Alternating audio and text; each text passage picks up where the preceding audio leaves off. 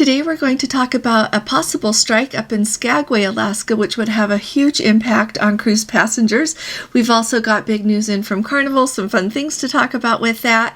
And Holland America is starting a big new promotion. They've got a new kind of National Geographic expeditions, along with a couple of tips that I think you're going to find really helpful no matter which cruise line you are cruising on. So let's go ahead and get started.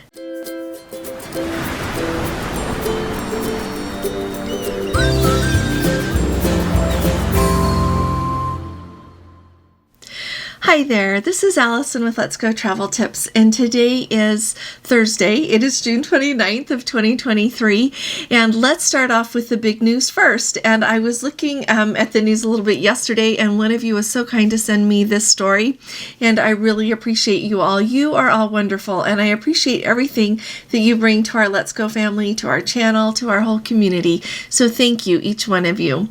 So first of all, like I said, a potential strike is looming up in Skagway, and it is with the workers for the White Pass Railway. So if you are not familiar, they say that at least half of the cruise passengers that visit Skagway take a ride on that White Pass Railway. There it goes from right down by where the ships dock clear up into the Yukon of Canada. It just barely goes over the border and then it comes back down. So it is a really big deal that some of the workers there are thinking of striking. There are a couple of reasons that they are considering striking. First of all, it says that the Smart Transportation Division Local 1626 it's a union that represents the 27 Alaska-based engineers, conductors, and brakemen that work on the White Pass Railway. They are worried about permanent cuts to brakeman positions, one of 3 workers on the train at all times, and the one responsible for the brakes. I guess that they are looking at cutting back on the number of people that they have on the train, clearly taking away one of those crucial workers. They said that it is crucial, and I agree with them, to have 3 trained workers, engineers on the train when you've got 600 plus passengers on board. So that is one of the reasons that they are striking, because they are worried that one of those positions is going to be taken away. And then also they are also thinking to strike so that they can get an increase in pay. They point out that they want to be able to afford food and housing and insurance up there. And I know that across the board, everywhere, I think in so many places across the United States, and I believe from what I have heard around the world, a lot of prices are increasing.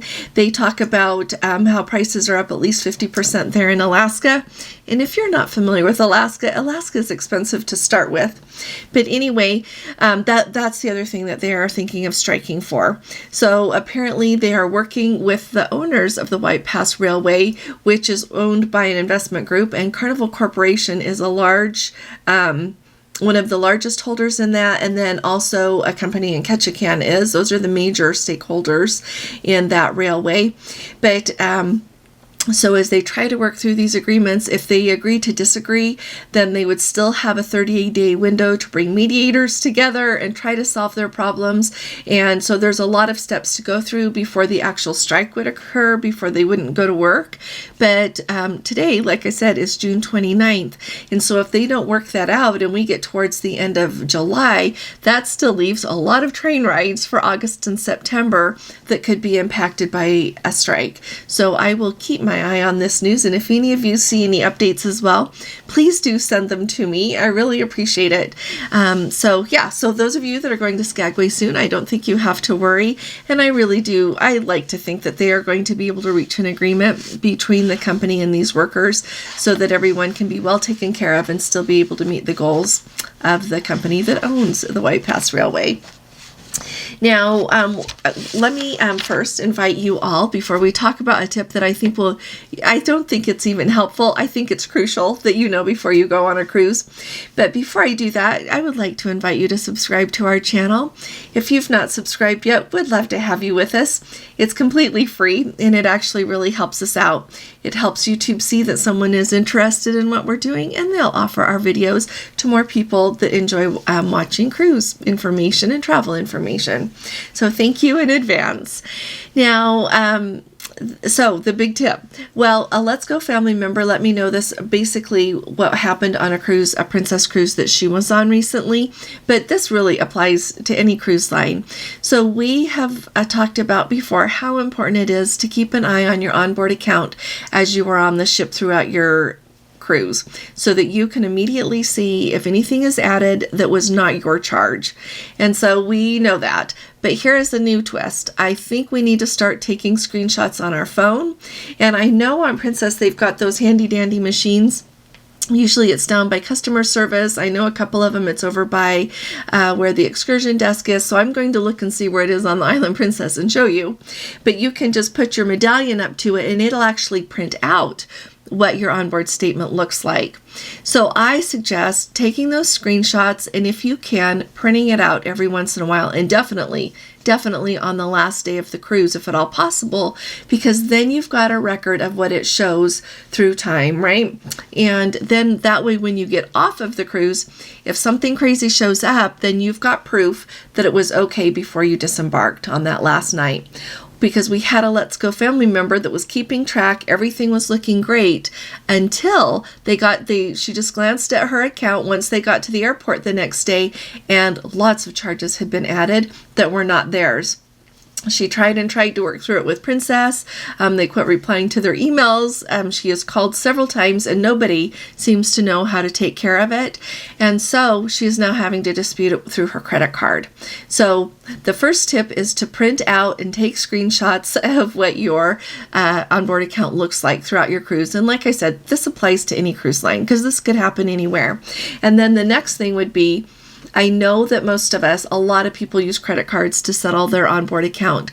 I do know that there are still people out there that really like that cash, that they will hook it up either to actually taking cash or to their debit card. And like if you just take cash and put it down on your account, say you put down $500 and you could have charged anything else on the cruise, it won't let you until you bring more cash. That's how that works if you like to do cash. But if you hook it up to your debit card, that money can also be withdrawn, and it is much harder to get that back. Having a credit card company to advocate for you when you dispute charges is really much more powerful than you're going to be able to do with cash. So that's just something to keep in mind. To me, that is a really good reason to get a credit card if you don't have one. I know some people like the convenience of credit cards. Some people don't. Gordon and I do use credit cards. We have the rule that we have to pay them off every month. We don't carry a balance on them. But at the same time, that doesn't mean if you have to carry a balance for a reason, I think you're bad. No, I don't mean that at all. I just mean in our life, we found that's what we need to do. So anyway, keep that in mind. Really keep an eye on your onboard account because some pretty crazy things can happen. So that's my tip for you. Now with Carnival, here's a few things. You know, we don't talk about Carnival here as much. At the beginning of November 5th, I get to go on the Carnival celebration, and I am actually excited about it. At first, I wasn't so excited, but as it gets closer and I keep hearing really good things about Carnival, I'm actually really excited to go. So first of all, Carnival has made some changes, and we talked a little bit about Carnival Cruise Line and Carnival Corporation that holds Carnival Cruise Line as well as Princess, Holland America, Costa, all these other brands. Anyway, they had made some changes we talked about a few weeks ago in their corporate structure. And we were talking about where Jan Schwartz ended up in all of this. And so they made some management changes. At the same time, they announced that they are going to make big changes and have really strong goals to do with things that spell out SEA. So the S is going to stand for sustainability and what they are going to do to try to cut their, basically carbon emissions, the things that would cause any pollution in the world. They're going to work on that a lot. The E stands for the EBITDA, which stands for earnings before interest, taxes, depreciation, and amortization. Then also, the A is going to stand for the return on invested capital. So they are going to really focus on this for the next 2 years and try to get themselves in an even better situation, which I think it's awesome. I really honestly think that all of the cruise lines are doing this, whether they title it that or not. The cruise lines are in a position now that they're starting to get back. The demand for cruising is so strong, and on-board spending is stronger than ever. So I think they're at a point that they feel like they can really make some strong goals to get them back in a position that they'll be able to be profitable moving forward, as well as meet all of those loans that we talk about that they owe because of the shutdown during COVID.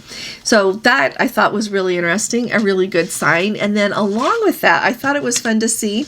It says Carnival Corporation, it says, has over 50% of its inventory, meaning all of the cabins on all of the cruise lines that Carnival Corporation owns are usually booked for the next year at any given time.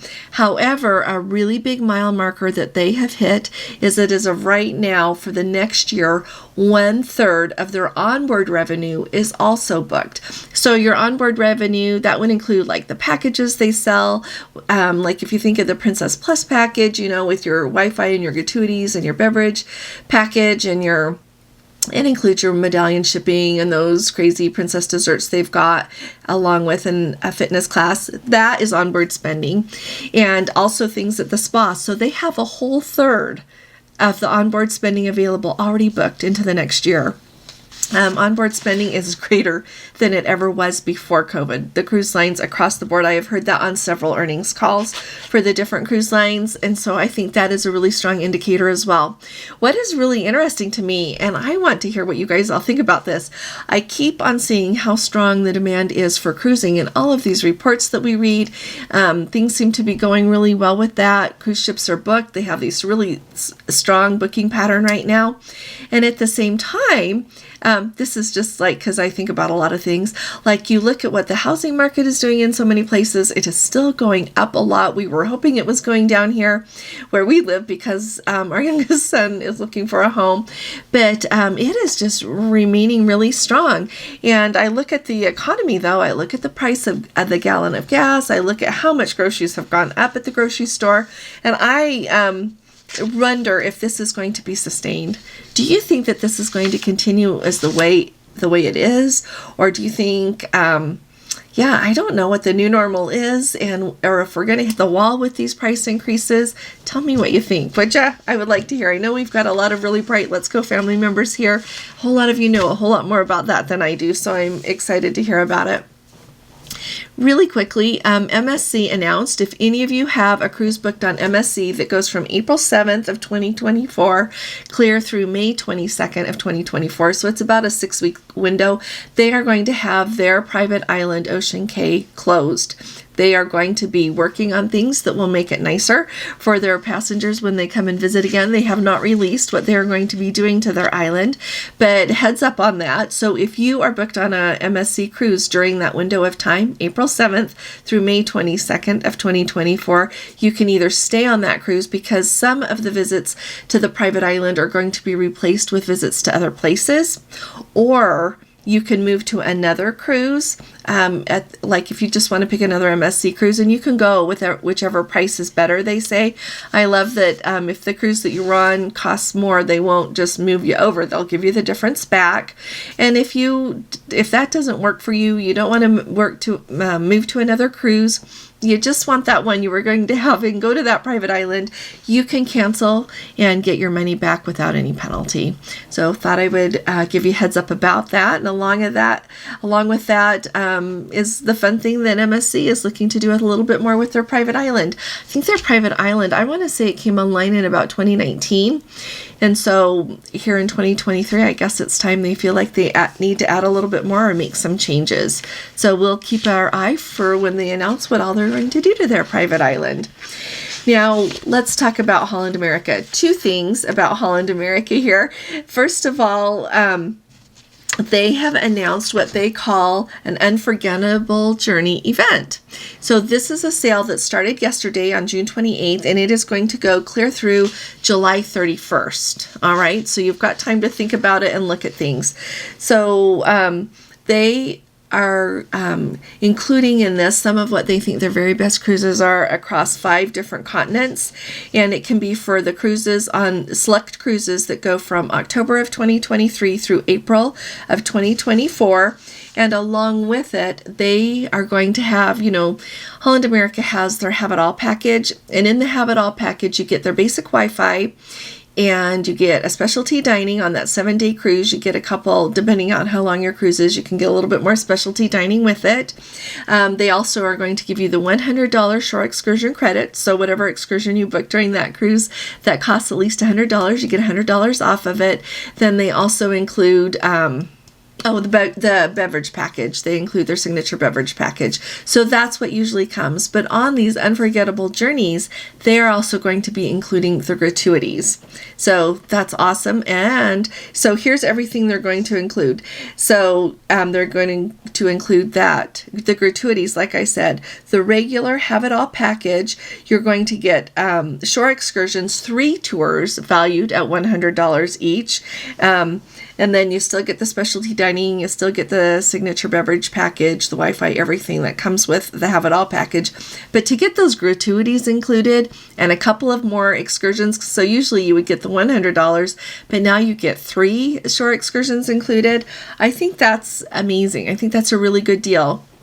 So I would say take a look and see if anything that has been on your mind. This is a really good time to book it by July 31st.